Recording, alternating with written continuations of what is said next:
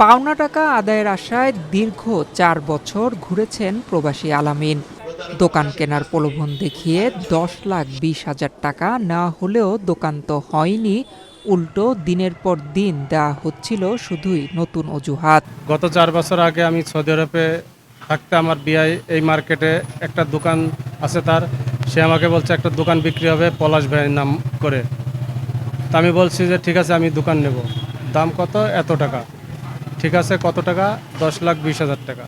এভাবেই কোটি কোটি মানুষের ঘরে দেশ জুড়ে ফ্রিজ একটাই, ওয়ালটন। তখন আমি ৪ লাখ টাকা পাঠাই, আর ৬ মাস পরে আমি দেশে এসে আমার পোস্ট অফিসে একটা ডিভেস ছিল, সে ডিভেস ভেঙে বাকি টাকা একসাথে করে ১০,২০,০০০ টাকা আমি এই পলাশ ভাইকে দিই। দেওয়ার পরে রেজিস্ট্রি অফিসে একটু ঝামেলার জন্য উনি বলছে যে একটু ঝামেলা হচ্ছে, ১.৫ মাস পরে রেজিস্ট্রি হবে। তখন আমার যাওয়ার টাইম হয়ে গেছে, আমি চলে গেছি। উনি বলছে যে তুমি চলে যাও, তোমার বিয়ের কাছে তোমার এই দোকান রেজিস্ট্রি করে আমি দিয়ে দেবো। আমার সেই ডকুমেন্টও আছে আমার কাছে।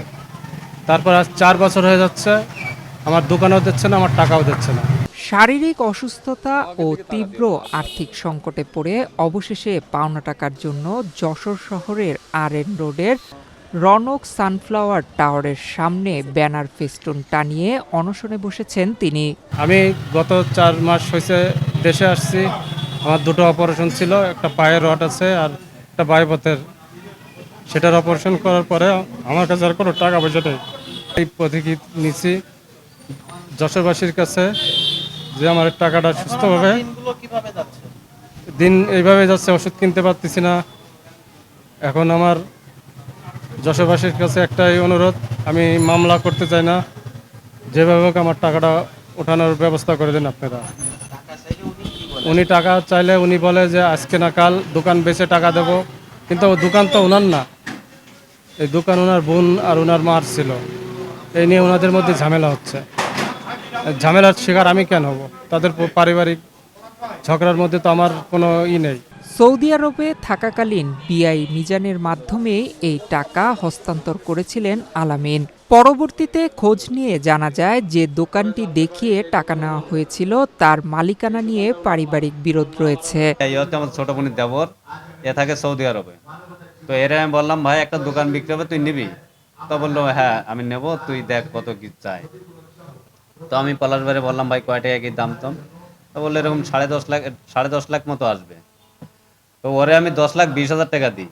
2024 সালে এরে আমি দেশে আনি যে তুই এখন আয়, টাকা পয়সা কমপ্লিট হয়ে গেছে, দেশে আসলে তোরা আমি রেস্টি করে দিচ্ছি।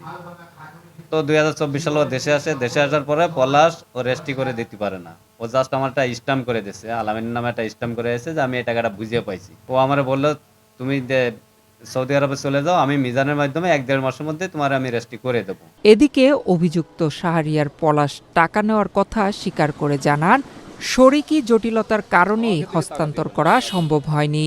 দোকান বিক্রির মাধ্যমে টাকা পরিশোধের প্রতিশ্রুতিও দেন তিনি। সেটা হচ্ছে যে ওই দোকানটা অদ্যাবধি রেজিস্ট্রি হয়নি ওই প্রশাসনিক জটিলতার কারণে, যেটা আমাদের ধারণার বাইরে ছিল। আর আমার আম্মা বেঁচে থাকাকালীন করলে এটা হয়তো বা হতো। আম্মা মারা যাওয়ার পরে এখন আমার যে অন্যান্য শরিক তাদের লাগবে, কিন্তু আমার অন্যান্য শরিকরা এইটাকে মোবিলাইজ করে অন্য পথে নিয়ে মানে অভিযোগ। আর আমি তো এই টাকার ব্যাপারে কোনো সময় অস্বীকার করিনি, তবে আমি বলেছি আমার শরিকদের সহায়তা নিয়ে এটা হাত বদল করে টাকাটা দিয়ে দেব। কোনো আইনি জটিলতায় না গিয়ে দ্রুত নিজের কষ্টার্জিত টাকা ফেরত পেয়ে সুস্থ স্বাভাবিক জীবনে ফিরতে চান অসুস্থ এই প্রবাসী। নয়ন বিশ্বাস, বাংলাদেশ প্রতিদিন।